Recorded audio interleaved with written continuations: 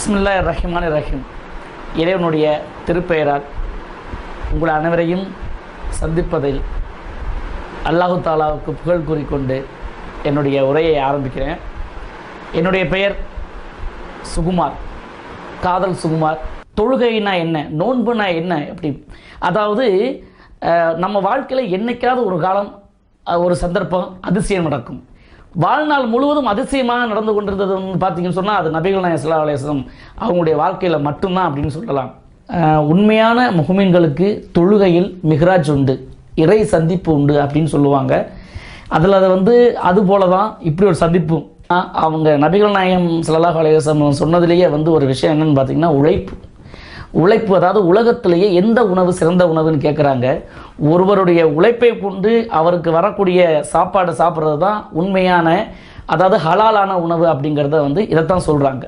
நிச்சயமாக நாம் மனிதர்களை குலங்களாகவும் கோத்திரங்களாகவும் பிரித்து தான் வைத்திருக்கிறோம். ஏன்னு சொன்னால் இனம் காண்பதற்காக, இன்னார் தான் இவங்க இந்த இடத்தை சார்ந்தவங்க, இவங்க இந்த இனத்தை சார்ந்தவங்கன்னு அப்படின்னு சொல்லணுங்கிறதுக்காகவே நாம் கேட்போம், ஒரே கடவுள் ஒரே இறைவன், நாம் எல்லாமே உறுதியை வயிற்று பிள்ளைகள் தான் வந்திருக்கோம் அப்படின்னு சொன்னால் அப்புறம் ஏன் நமக்கு இவ்வளோ பிரிவினைகள் அப்படின்னு கேட்பாங்க.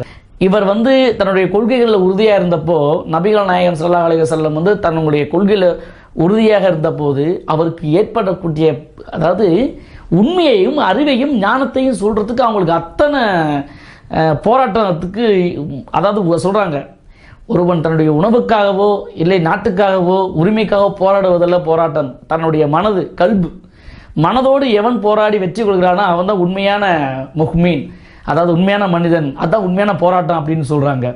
இதனால் வரையில் எந்த ஒரு மாற்றமும் செய்யப்படாமல், எந்த ஒரு மறுப்பையும் தெரிவிக்க முடியாமல் இன்றைக்கும் அப்படியே கட்டுக்கோப்பாக இருக்கிற ஒரு மதம் எதுன்னு பார்த்தீங்கன்னு சொன்னால், மதம்னு சொல்ல முடியாது, மார்க்கம் என்பதற்கு வழின்னு அர்த்தம், நேரான வழி என்பது அர்த்தம்.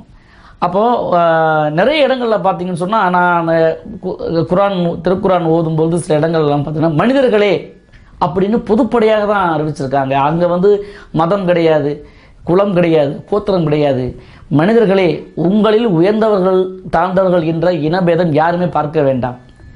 அந்த தேடலில் எனக்கு கிடைச்ச பொக்கிஷம் தான் நபிகள் நாயகம் ஸல்லல்லாஹு அலைஹி வஸல்லம். இப்படி ஒரு அருமையான ஒரு நோன்பை நோக்கக்கூடிய, ஒரு இறைவனை அனுதினமும் நினைக்கக்கூடிய, ஒரு இமைப்பொழுதும் நீங்காமல் இறைவனுடைய சிந்தனையில் இருக்கக்கூடிய ஒரு அருமையான ஒரு மாதத்தில் இப்பற்பட்ட எனக்கு தெரிந்த சில கருத்துக்களை உங்களோட பகிர்ந்துக்க எனக்கு வாய்ப்பு கிடைச்சதுக்காக எல்லாம் வல்ல இறைவனுக்கு நான் நன்றி